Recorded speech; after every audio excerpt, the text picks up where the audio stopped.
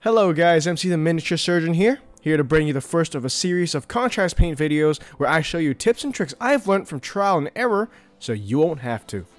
Now to all those awesome viewers out there who followed my channel, yes, this is a re-upload of my previous contrast paint videos that I've taken in all your comments about how bad the audio was, so I go ahead and got myself a better mic and let's see how this goes. Enjoy.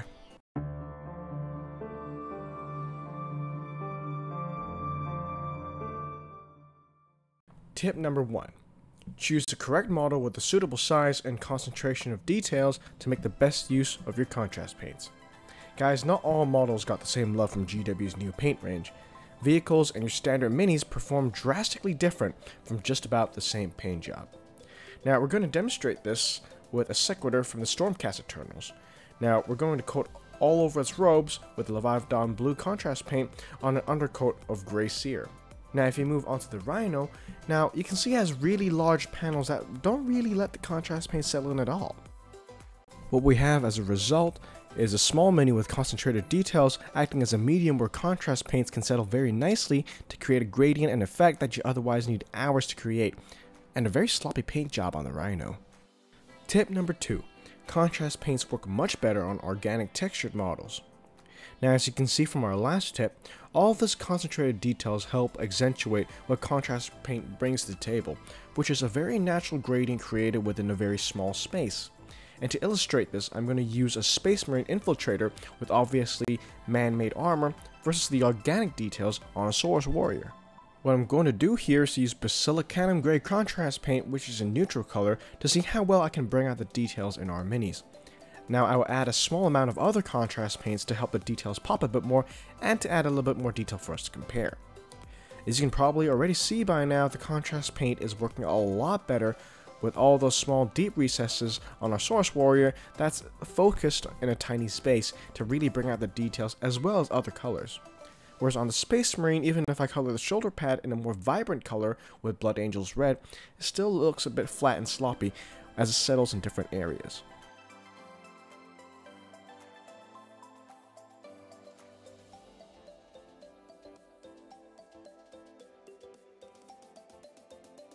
Tip number 3. Painting faces. Now bear with me, I know this is cheating a little bit with repeating my previous 2 points somewhat, but I cannot stress enough how using contrast paints for painting faces completely transformed my painting routine. Now with the infiltrator from my last example, I'm going to coat over the face of the mini with Guilliman's flesh. And then another coat when the first one is completely dry. As you can see, with very minimal effort, we got a very nice contour. Tip number 4. Using a metallic undercoat. Although GW pushed out Wraithbone and Gray Seer as an undercoat specifically for the contrast paint series, using a metallic undercoat can give us a fantastic alternative finish. Here I have 2 Stormcast Eternal shields, one undercoated with Gray Seer and the other in Retributor armor. Now I'm going to coat over both of them with Blood Angel's red contrast paint. Now when that is done, we're going to give it a coat of Art Coat to give it some gloss. As you can see, the shield with the Retributor armor undercoat is working much better and giving the red a much more vibrant finish than the one undercoated with Gray Seer. Tip number 5. Using your highlight color as your undercoat for your contrast paints. Now using this technique will help accentuate the highlight a lot more. So for this example, I'm going to use Magos purple over a base coat of Gray Seer to coat the robes on my Sequitur.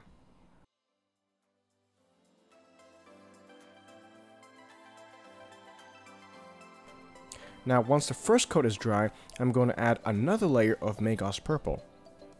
For comparison's sake, I'm going to undercoat the fabric on my Kavalos Death Rider with a 1-to-1 mix of Genestealer purple and Ulthwan gray. Then I'm going to do the same and apply 2 coats of Magos purple. Now the results are really self-explanatory in this case. Guys, thank you so much for joining us on the first part of our contrast paint series.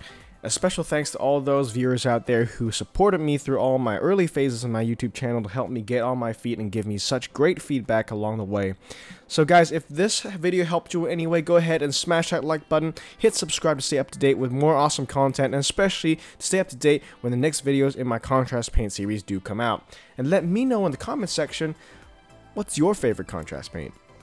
Guys, this is MC the Miniature Surgeon, signing out.